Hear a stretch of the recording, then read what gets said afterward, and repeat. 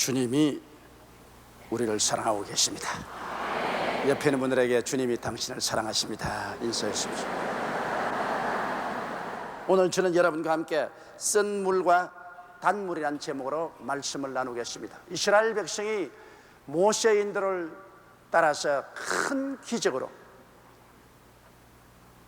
홍해수를 건너서 수르 광야로 들어왔습니다.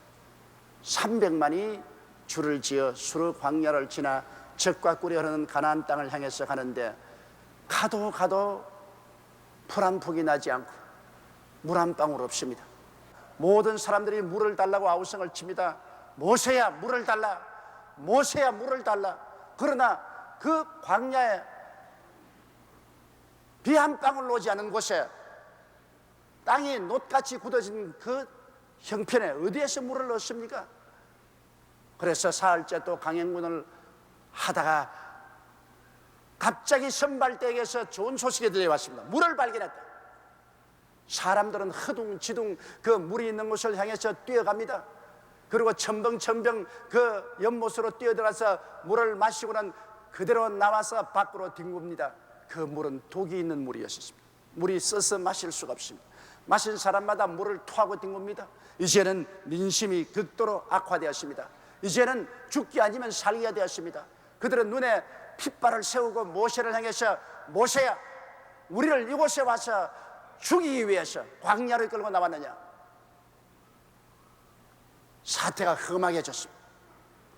그때 모세가 하나님께 간구하고 기도하니까 하나님이 바로 그 물가에 한 나무로 가지를 지시하는지라 그 나무 가지를 꺾어서 물에 던지니 순식간에 물이 달아졌습니다. 사람들은 전부 다 그 물을 한껏 마셨습니다. 그리고 갈증이 해소되었습니다. 민심이 온화하게 되었습니다. 그럴 때 하나님께서 말씀하시기를 너희가 하나님의 음성에 귀를 기울이고 하나님 보시기에 의를 행하며 하나님의 계명에 귀를 기울이고 그 규례를 행하면 내가 애굽 사람에게 내린 모든 질병의 하나도 너희에게 내리지 않으리니 나는 너희를 치료하는 야훼니라. 그러시고 곧장 그들을 엘림 오아시스로 인도했습니다. 그곳에는 물샘 12이 물을 쾅쾅 쏟아내고 있었습니다. 너무나 대조적인 것입니다. 그리고 종려 70주가 바람에 날립니다. 그곳에서는 새들이 노래하고 아름다운 과일이 열매를 맺고 푸른 풀밭이 조성되어 있고 낙원 같았습니다. 그 물가에 이스라엘 백성들이 장막을 쳤다는 이 말씀이 있습니다. 이 말씀은 우리에게 참으로 중대한 교훈을 주시고 있습니다.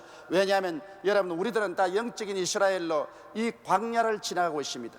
이 광야를 지나고 있는 동안에 우리들은 다 목말라 견딜 수가 없습니다. 우리는 사랑에 목마르고 희망에 목마르고 기쁨에 목마르고 꿈에 목마르고 있습니다.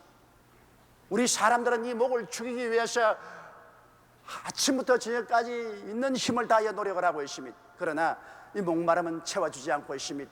여러분 가장 우리에게 중요한 것은 첫째로 우리의 가슴 속에 있는 이 쓴물을 달게 하는 것입니다. 여러분 아담과 하와가 타락한 이후로 인간의 가슴 속에는 큰 연못을 파놓았습니다. 그것이 바로 쓴물의 연못입니다. 그 죄악의 쓴물을 마심으로 우리는 죄의 포로가 되지 아니할 수 없습니다. 죄질 마음을 안 가지려고 해도 죄의 쓴물을 마시기 때문에 지식 있는 자나 무식한 자나 능력 있는 자나 능력 없는 자나 우리는 다 불의하고 부정하고 부패하며 거짓말하고 사기치고 불결하고 세속적이며 탐욕으로 빠뜨려 차고 미워하고 시기하고 질투하고 분노하며 교만하고 오만합니다. 우리들은 태어날 때부터 세속으로 꽉 들어찹니다. 우리의 가슴 속에 하나님이 들어올 틈이 없습니다. 우리 어릴 때부터 죽을 때까지 하나님에 대한 생각도 하지 아니하고 하나님을 멀리 내어 쫓아버리고 마음속에 오직 세속만 꽉 들어찼습니다. 육신의 정욕과 안목의 정욕과 이 세상의 자랑만 가슴 속에 출렁입니다. 그 결과로 나가오는 것이 미움이요 분노요 그리고 살상입니다. 또한 우리는 가슴 속에 질병과 슬픔의 쓴물이 솟아오르고 있습니다. 사람들마다 마음의 병들고 육체의 병들고 생활의 병들고 인간은 즐거운 시간보다 슬픔이 더 많습니다. 아침에 일어날 때부터 저녁에 잠들기까지 마음에 많은 슬픔을 우리가 늘 마시면서 삽니다. 혼자 사는 사람도 슬프고, 부부간에 함께 사는 사람도 슬프고, 부모 자식 간에 사는 사람도 슬프고, 동포끼리 모여도 슬프고, 외국인과 합쳐도 마음속에 언제나 사람은 슬픈 이야기를 하고 슬픈 노래를 하고 슬픔 가운데 삽니다. 우리에게는 생명의 즐거움이란 반짝하다가 사라지고 죽음의 고통은 늘 다가옵니다. 그리고 죽음의 쓴 연못물을 마신 우리들의 마음도 영도 생활도 사망의 노예가 되었다가 영원한 지옥으로 떨어져 버리고 마는 것입니다. 이 쓴 연못물을 달게 하기 위해서 어떻게 하겠습니까? 사람들은 이 쓴 연못물을 마시고 정치가를 원망하고, 대통령을 원망하고, 수상을 원망하고, 혹은 시장을 원망하고, 남편과 아내를, 부모를, 자식을 원망하고 쓴 물을 달게 해달라고 고함을 칩니다.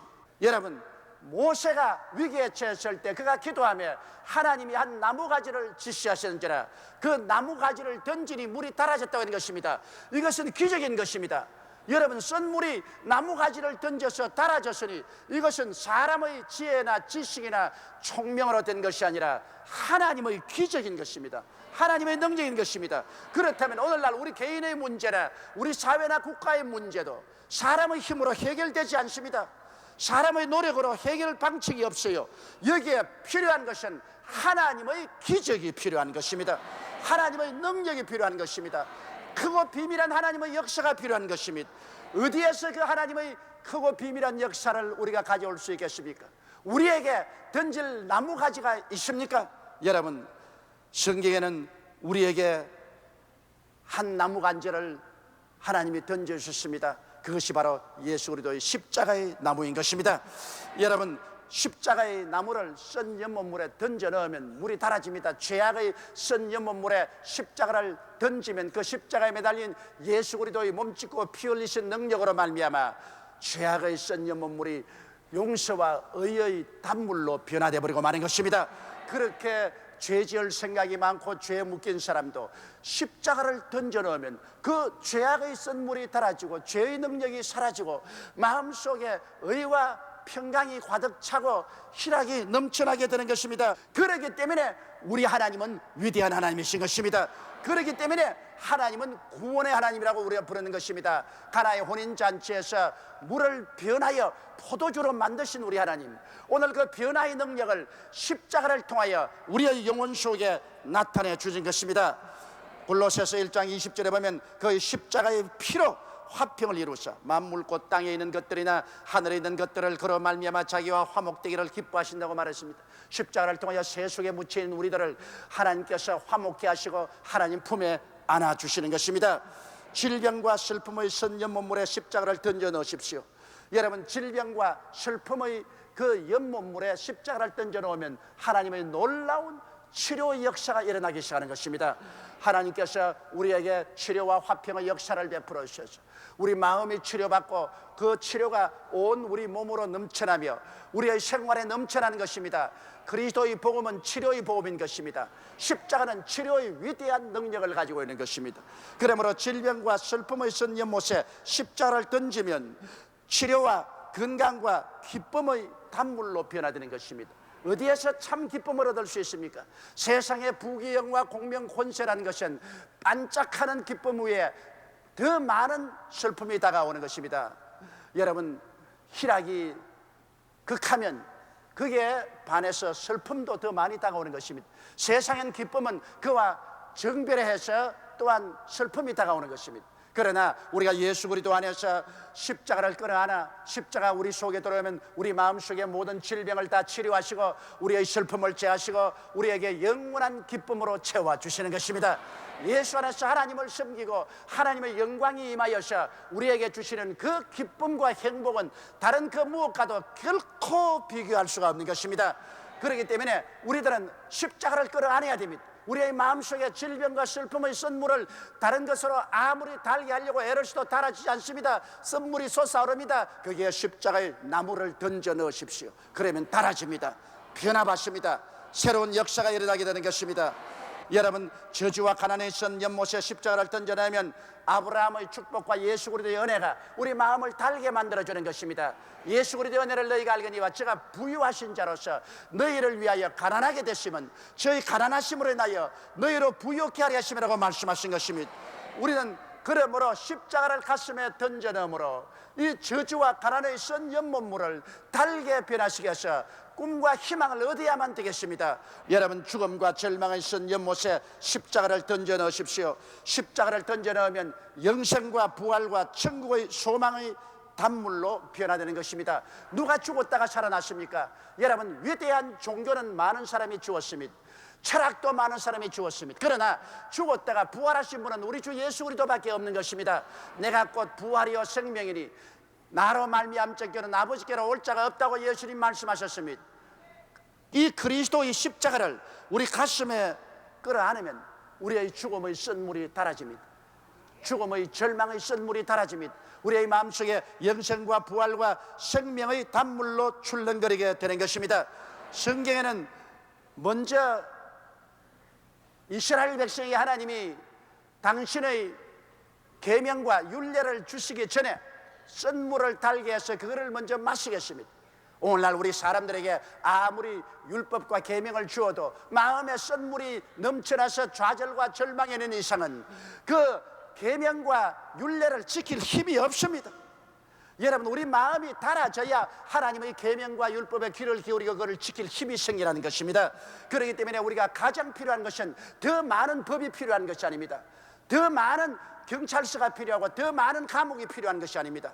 마음에 쓴물이 가득한 사람들, 아무리 법으로 다스리고 감옥에 집어넣어도 그들이 변화받지 않습니다. 변화를 가져오는 그리스도의 십자가가 가슴에 던져져야 되는 것입니다. 마음에 변화가 와야 되는 것입니다. 예수 믿고 변화 와야 되는 것입니다. 십자가를 받아들여서 새 사람으로 변화되어야 되는 것입니다. 누구든지 그리스도 안에 있으면 새로운 피조물이라. 이전 것은 지나가시니 보라 새 것이 되었도다.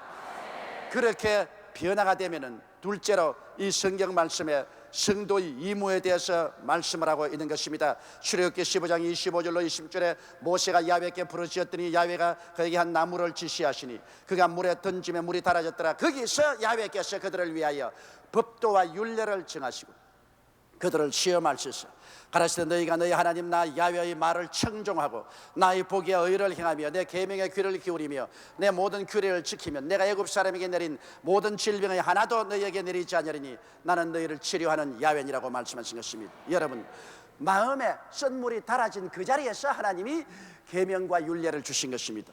그 뒤에 하나님께서 뭐라고 말씀하십니까? 하나님 말씀에 귀를 기울이라고 말한 것입니다. 이사야서 55장 3절에 너희는 귀를 기울이고 내게 나와 들으라 그리하면 너희 영혼이 살리라고 말한 것입니다. 우리 하나님의 말씀을 들으면 삽니다. 하나님의 말씀을 거역하면 죽습니다. 그러므로 주의 성경이 말씀하기를 우리가 하나님의 말씀에 귀를 기울이고 그리고 하나님 보시기에 의를 행하라고 말한 것입니다. 잠언서 14장 34절에 의는 나라로 영화롭게 하고 죄는 백성을 욕되게 하느니라고 말했습니다. 잠언서 15장 9절에 악인의 길은 야훼께서 미워하시도 의를 따라가는 자는 그가 사랑하시냐라고 말한 것입니다. 이러므로 우리가 하나님 보시기에 의롭게 살려고 노력해야 됩니다. 왜냐? 마음에 쓴물이 달아졌으면 의를 행할 수 있는 마음에 힘이 생기라는 것입니다. 마음에 쓴물이 있는 사람에게는 하나님 말씀에 귀도 안 기울이거니와 의를 행할 힘이 없습니다. 아무리 들어도 소용이 없지요. 그리고는 하나님께서 우리에게 계명을 지키라고 말한 것입니다. 내 앞에 다른 신을 두지 말라는 계명을 주셨는데 마음에 쓴물이 달아진 사람은 하나님의 계명을 지켜 하나님을 사랑하고 하나님을 따르는 것을 극히 기뻐합니다. 그러므로 다른 신을 섬길 리가 없습니다. 우상에 절하지 말라고 했는데 마음에 십자가로 쓴물이 달아진 사람이 왜 예수님만 예배하고 찬미하지 우상을 보고 절할 이유가 없습니다. 우상을 미워하고 우상을 사랑하지 않습니다. 하나님의 이름을 망령되이 일컫지 말라 했는데 예수로 말미암아 내 마음에 쓴물이 달아지고 내 마음에 기쁨과 영화를 주셨는데 왜 하나님의 이름을 욕되게 하며 하나님의 이름에 망령되이 부르겠습니까? 그를 네가 만무한 것입니다. 그리고 안식일을 거룩히 지켜라. 우리 교회는 주일을 안식 성일로 지키는데 우리 예수 그리스도로 말미암아 우리 마음속이 달아졌는데 우리가 교회에 오는 것이 그렇게 기쁘고 행복하고 즐거운데 아무리 가지 말라 해도 교회를 오게 되는 것입니다. 내가 좋아서 가는 것 누가 막을 수가 있는 것입니까? 이와 같은 마음에 변화가 다가오는 것입니다. 내 부모를 공경하라. 옛날에는 부모에게 적대적인 감정을 가진 것은 내 마음이 편안하지 않기 때문에, 내가 슬프고 내가 고통스러운데 부모나 형제를 사랑할 수가 없습니다. 내가 행복해야 이웃도 사랑할 수 있는 것입니다. 성경은 뭐라고 말합니까? 내 이웃을 내 몸처럼 사랑하라. 여러분, 나를 사랑하는 사람이 이웃을 사랑하게 되어요. 살인하지 말라고 하는데 내가 하나님을 사랑하고 예수님을 사랑하고 나의 인생을 사랑하는 사람이 왜 남을 죽입니까? 사람들은 자기를 사랑하면 남을 죽이지 않습니다. 내가 예수 믿고 내 마음에 기쁨이 넘치고 삶의 가치와 삶의 소망을 가지고 있는데 왜 남을 죽입니까? 그러므로 남을 살인하는 것이 아니라 다른 사람을 도와주려고 애를 씁니다. 오늘날 많은 교회가 직업을 잃고 홈레스가 된 사람들에게 일용할 양식을 공급하고 있지 않습니까? 그리고 가늠하지 말라 그렇게 말했습니다. 여러분, 마음속에 하나님을 사랑하고 하나님을 영화롭게 하고 하나님의 도덕이 있는데 왜 가늠을 합니까? 스스로 하나님을 거역하고 자기의 양심을 거역하고 자기의 이미지에 먹칠을 하는 그런 행동을 안 할 것입니다. 도둑질하지 말라. 우리가 하나님을 사랑하는데 왜 도둑질해요? 우리의 필요한 것을 하나님께 기도하고 하나님의 도움을 받을 수 있는데 왜 남의 것을 도둑질하겠습니까? 내 이웃을 거짓 증거하지 마라. 이웃을 사랑해서 위해서 기도하는 사람이 이웃이 잘못되라고 거짓 증거하고 이웃을 고소하겠습니까? 내 이웃을 탐하지 마라. 이웃이 잘되면 시기하고 분노하고 질투한다 그러는데, 여러분, 왜 이웃을 우리가 탐하겠습니까? 이웃이 잘되면 우리가 축복해 줘야죠. 우리 한국에 내 사촌이 논 사면 배가 아프다는 말을 이제는 내 사촌이 논 사면 배가 웃는다고 말을 해야 될 것인 것입니다. 왜 배가 아파요? 우리가 잘되면 박수를 치고 좋아해 줘야지. 그러므로 우리가 썬물이 달아지면 마음속에 하나님이 주신 계명을 지킬 힘이 생기는 것입니다. 썬물이 달아지지 않으면 계명을 아무리 주어도 그 계명을 지킬 힘이 없어요. 그러므로 십자가를 부여잡기 전에는 아무런 계명이나 율법을 주어도 그를 지킬 힘이 없습니다. 율법을 준 그 사람이 또 그 죄를 지으니까요. 이러므로 여러분, 우리가 십자가를 통하여 우리의 마음이 변화되어야 우리가 율법과 계명을 지킬 힘을 얻게 되는 것을 알아야 되는 것입니다. 그러고 난 다음 규례를 지켜야 되는데, 규례는 우리 교회는 물세례 규례니까 물세례 받아야 될 것이고, 또 성찬 예식이 있는데 우리와 하나님 앞에 떡과 잔을 바꿔서 우리가 하나님의 규례를 지키는 것은 당연한 일입니다. 그렇게 되면 우리 하나님께서 기뻐하셔서 이 셋째로 놀라운 약속을 주셨습니다. 우리가 썬물이 달아지고 마음에 하나님의 계명을 지키고 하나님의 율례를 지키면 하나님께서는 반드시 거기에 대해서 대가를 주시겠다고 약속한 것입니다. 그 대가가 뭐냐? 하나님께서 야훼 라파로, 곧 치료하시는 의사로 우리에게 당신을 계시겠다는 것입니다. 가라사대 너희가 너희 하나님 야훼의 말을 청종하고 나의 보기에 의를 행하며 내 계명의 귀를 기울이며 내 모든 규례를 지키면 내가 애굽 사람에게 내린 모든 질병의 하나도 너희에게 내리지 아니하리니 나는 너희를 치료하는 야훼임이라. 여러분, 애굽 사람에게 내린 질병이란 세상에 횡행하는 질병을 말하는 것입니다. 하나님께서는 우리가 하나님을 따르면 세상에 횡행하는 질병을 하나도 우리에게 내리지 않겠다고 말하는 것입니다. 이러므로 하나님이 친히 의사가 되어서 우리를 돌보아 주시는 것입니다. 그리고 그 다음에는 오아시스인 엘림으로 인도해 주셨습니다. 이스라엘 백성들을 엘림으로 하나님께서 인도해 주는데, 그 엘림은 어떤 곳입니까? 출애굽기 15장 27절에 그들이 엘림에 이르니 거기 물샘 12과 종려 70주가 있는 데라고 말하는 것입니다. 물샘 12과 70주의 종려나무는 하나님의 선택된 것을 말하는 것입니다. 왜냐하면 이스라엘 12지파와 70인의 장로가 모여서 선민이 된 것입니다. 예수님의 12사도와 70인의 제자들을 모아서 하나님이 천국의 기초를 이루신 것입니다. 그러므로 하나님의 선민을 위하여 하나님은 예비하신다는 것입니다. 하나님은 당신의 선민을 위해서 예비하십니다. 고린도전서 2장 9절에 하나님이 자기를 사랑하는 자를 위해서 예비해 놓은 모든 것은 눈으로 보지 못하고 귀로 듣지 못하고 마음으로도 생각지 못했다 함과 같다는 것입니다. 하나님께서는 이스라엘 백성이 썬물이 달아지고 하나님의 계명과 율례를 지키니까 그가 친히 예비하신 오아시스인 엘림으로 이끌어 주신 것입니다. 하나님도 우리를 이 세상의 오아시스인 엘림을 여러분과 나를 위해서 예비해 놓으신 것입니다. 그 엘림은 어떤 곳입니까? 12샘물은 신령한 축복을 의미하는 것입니다. 여러분, 70주의 종려나무는 성공과 부요를 의미하는 것입니다. 하나님이 예비한 곳에는 12샘물이 넘쳐른다.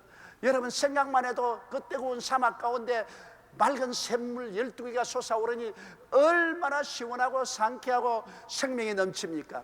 우리가 하나님이 예비한 오아시스 엘림으로 들어가면 하나님께서 우리 영혼이 생명으로 넘치게 해주는 것입니다. 그래서 사랑과 희락과 화평과 오래 참음과 자비와 양성과 충성과 온유와 절제와 같은 덕목이 우리 마음속에 넘쳐나며 의와 평강과 희락과 믿음과 소망과 사랑이 넘쳐나게 만들어주는 것입니다. 요한복음 7장 37절에 명절 끝날 곧 큰 날에 예수께서 외쳐가라사대 누구든지 목마른 자는 내게로 와서 마셔라. 그래야만 내 뱃속에서 생수의 강이 넘쳐나려고 말씀한 것입니다. 이사야서 58장 11절에 나 야훼가 너를 항상 인도하여 마른 곳에서도 내 영혼을 만족케 하며 내 뼈를 견고케 하리니 너는 물된 동산 같겠고 물이 끊어지지 아니하는 샘 같을 것이라고 말한 것입니다. 하나님은 이와 같은 엘림을 우리 위해서 예비하고 인도해 주시는 것입니다. 시편 92편 12절에 의인은 종려나무같이 번성하며 레바논의 백향목같이 발육하리로다. 종려나무는 바로 성공과 번창을 말하는 것입니다. 그러므로 이스라엘 백성들을 하나님은 이 오아시스인 엘림으로 인도하는데 12샘물 생명의 생수가 넘치고 종려 70주, 이것은 우리의 번창을 말합니다. 우리의 모든 삶의 번영과 축복을 말합니다. 이러한 곳에 와서 그 샘 곁에 장막을 치게 만들어 주신 것입니다. 여러분, 엘림은 바로 요한 3서 2절의 예수입니다. 그곳에서 영혼이 잘 되는 것은 12샘물이 솟아오르는 것을 말하는 것이고, 범사에 잘 되는 것은 70조의 종려나무가 그를 상징하는 것입니다. 강건하면 나는 너희 병을 치료하는 야훼라고 말씀한 것입니다. 우리는 이와 같은 곳에 우리의 장막집을 칩니다. 우리 육체가 바로 육신의 장막집 아닙니까? 우리 육체를 이 땅에서 두고서 우리가 살아가는 장막집은 바로 엘림인 것입니다. 우리가 십자가를 끌어안고 변화를 받고 하나님의 계명과 율례를 지키고 살면은 하나님은 우리의 장막집을 바로 엘림의 장막을 치고 살게 만들어 주신 것입니다. 우리의 사는 그곳이 영혼이 잘됨같이 범사에 잘되며 강건하고 생명을 얻되 넘치게 하는 엘림의 장막을 치게 만들어 주시는 것입니다. 12샘물이 솟아오르고 70조의 종려나무가 바람에 휘날리는 바로 오아시스인 것입니다. 여러분, 오늘날 입술로만 주여 주여 하지 말고 우리가 진실로 이 광야 같은 인생을 살아가는 동안에 그리스도의 십자가를 깊이 우리 마음속에 끌어안고 마음의 쓴 연못물에 던져서 우리 마음의 변화를 받아들이십시오. 이는 여러분의 결심과 각오로 되는 것이 아닙니다. 십자가를 끌어안으면 하나님의 기적과 권능이 여러분을 변화시키고 달게 만들어주는 것입니다. 그리고 여러분께 힘을 주심으로 하나님의 계명도 지키고 율례도 행하고 하나님이 기뻐하시오. 그래서 하나님께서 우리를 엘림의 장막을 치게 하시는 것입니다. 우리 영혼이 잘 되는 곳에 장막을 치고 범사가 형통하는 곳에 장막을 치고 강건한 곳에 장막을 치게 하는 것입니다. 그러므로 우리는 하나님 안에서 희망이 있고 기쁨이 있습니다. 소망이 있고 내일이 있습니다. 뒤로 돌아서지 말고 하나님을 바라보고 앞으로 전진한 여러분 되시기를 주의 이름으로 축원합니다.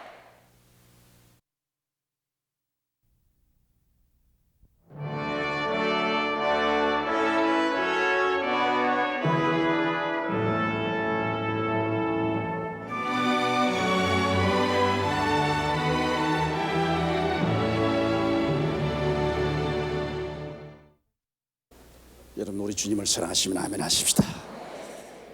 저는 여러분과 함께 두려워 말고 믿기만 하라는 제목으로 말씀을 나누겠습니다. 두려움에는 두 종류가 있습니다. 정상적인 두려움과 비정상적인 두려움이 있습니다. 정상적인 두려움은 우리의 삶을 보존하는 데 꼭 필요합니다. 제가 IMF 상황에서 경제적 어려움을 두려워하여 절약하고 저축하는 것입니다.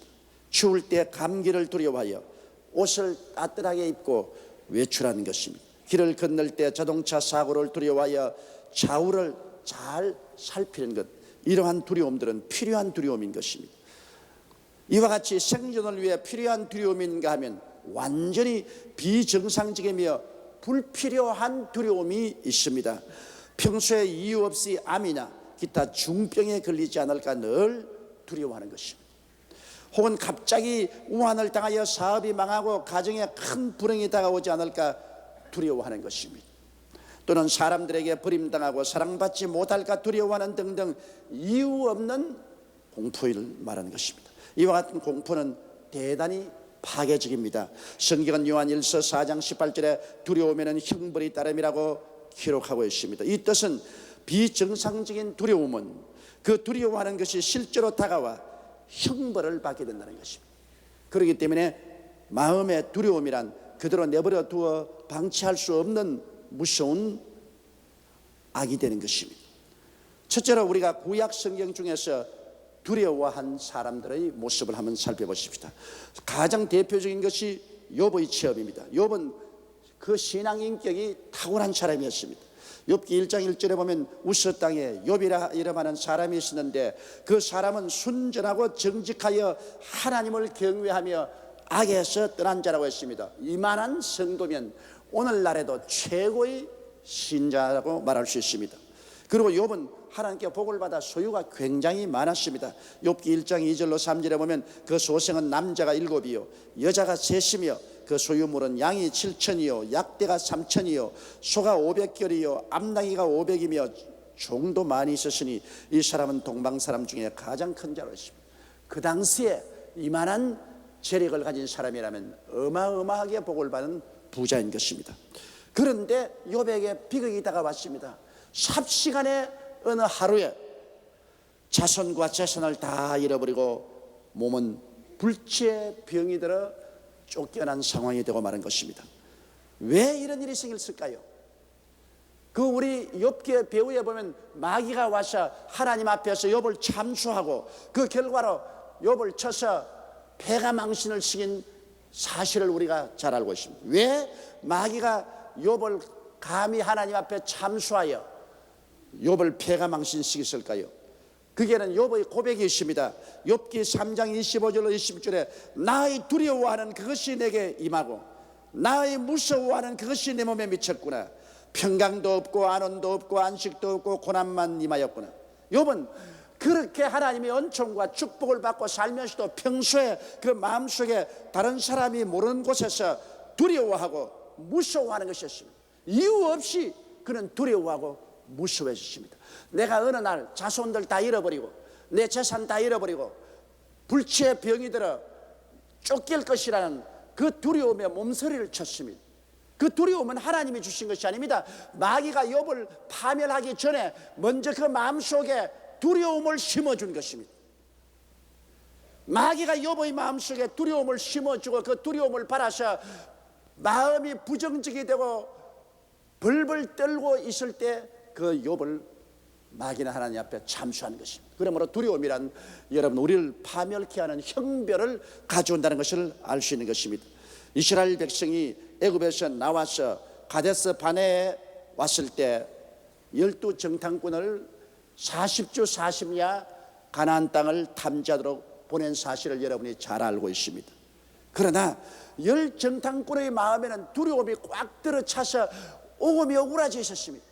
그는 두려움의 눈으로 보고 두려움의 귀로 듣고 두려움의 마음으로 모든 것을 관찰했습니다. 그 결과로 그들은 마귀의 파괴에 걸리고 말한 것입니다. 신명기 1장 28절로 33절에 보면 우리가 어디로 갈고 우리의 형제들이 우리로 낙심케 하여 말하기를 그 백성은 우리보다 장대하며 그 성읍은 크고 성곽은 하늘에 닿았으며 우리가 또 거기서 아낙 자손을 보았노라 하는도다 하기로 내가 너희에게 말하기를 그들을 무서워 말라 두려워하지 말라. 너희 앞서 행하시는 너희 하나님 야훼께서 애굽에서 너희를 위하여 너희 목전에서 모든 일을 행하신 것 같이 이제도 너희를 위하여 싸우실 것이며 광야에서도 너희가 당하였거니와 사람이 자기 아들을 아는같이 너희 하나님 야훼께서 너희 행로 중에 너희를 안으사 이곳까지 이르게 하시느니라 하나 이 일에 너희가 너희 하나님 야훼를 믿지 아니하였도다.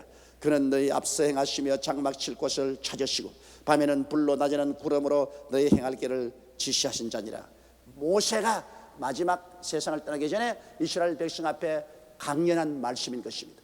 이스라엘 백성들은 그 마음속에 무서워하고 두려워함으로 10정탐꾼의 보고를 듣고 그들은 마음이 모두 다 물을 부은 듯이 낙심하고 마는 것입니다. 그 결과로 그들은 화를 입었습니다. 두려워하는 것이 임하고 무서워하는 것이 임한 것입니다. 그들은 가나안 땅에 들어가지 못하고 광야에서 40년 동안 방황하면서 다 죽은 것입니다. 그러나 강하고 담대한 여호수아와 갈렙을 보십시오. 그들이 마음에 두려움이 없습니다. 민수기 14장 19절에 보면 오직 야훼를 거역하지 말라, 또 그 땅 백성을 두려워하지 말라. 그들은 우리의 밥이라. 그들의 보호자는 그들에게서 떠났고 야훼는 우리와 함께 하시느니라. 그들을 두려워 말라. 그 두 사람이 하는 말이 보십시오. 두려워 말라, 두려워 말라. 하나님이 우리와 같이 계시는데 왜 두려워하느냐? 두려워 말라고 말하시죠. 여호수아와 갈렙의 가슴 속에는 하나님에 대한 신앙이 넘쳐났고 환경을 바라보고 두려워하지 않았습니다. 그 결과로 그들은 두려움의 노예가 되지 않고 두려움의 파멸에 참여하지 않게 된 것입니다. 그러므로 여러분, 우리 마음속에 다가오는 두려움이라는 것은 우리를 도적질하고 죽이고 멸망시키는 마귀의 손길이라는 것을 알아야 되는 것입니다. 두려움을 심어놓고 마음이 부정적이 되게 하고 신앙을 빼앗아 놓고 마귀는 하나님께 우리를 참수하고 우리 두려워하는 것이 몸에 임하고 우리의 무서워하는 것이 우리 환경에 나타나도록 하는 것입니다. 이 마귀의 괴계를 우리는 밝히 알고 대적해야 되는 것입니다. 둘째로 신약 성경 중 두려워한 사람들을 우리가 한번 알아보십시오. 회당장 야이로는 그의 딸이 죽었습니다. 그는 대중이 모인 자리에서 예수님 앞에 와서 꿇어 엎드려 많이 간구하여 가로되 내 딸이 죽었으니 와서 손을 얹어 낫게 해달라고 했습니다. 그런데 예수님이 이 회당장 야이로와 함께 그 집에 가는데 그 종이 막 울면서 티끌을 날리고 옷을 찢으면서 와서 말하기를 회당장님, 당신이 떠날 때는 딸의 목숨이 견각에 붙었는데 이제는 완전히 죽었다. 이제 선생님 모셔왔자 별 도리가 없다. 그 말을 듣자 야이로는 심장이 멈추는 것 같았습니다. 그냥 무릎에 힘이 쫙 빠져버렸습니다. 흔들흔들했습니다. 눈알이 캄캄합니다. 그럴 때 예수님이 하신 말씀이 두려워 말고 믿기만 하라. 그리하면 너희 딸이 살리라. 이게 얼마나 중대한 말입니까? 두려워 말고 믿기만 하면 너희 딸이 산다. 그러나 두려워하고 신앙을 버리면 너희 딸은 죽는다. 두려워 말고 믿기만 하면 예수님이 동행하시고 두려워하고 믿음을 포기하면 마귀가 함께하는 것입니다. 아주 간단한 논리입니다. 믿음의 반대는 두려움입니다. 두려움에는 형벌이 따릅니다. 두려움은 마귀의 도구입니다. 믿음은 하나님의 도구입니다. 하나님은 할 수 있거든요. 무슨 말이냐? 믿는 자에게는 능치 못하심이 없나니라. 내 믿은 대로 될지어다고 말씀한 것입니다. 그러므로 믿음이란 얼마나 중요한지 말로 다 할 수 없습니다. 믿음은 들음에서 나며 들음은 그리스도의 말씀으로 말미암는다. 이 회당장 야이로는 예수 그리스도의 말씀을 듣고 그 마음을 가다듬어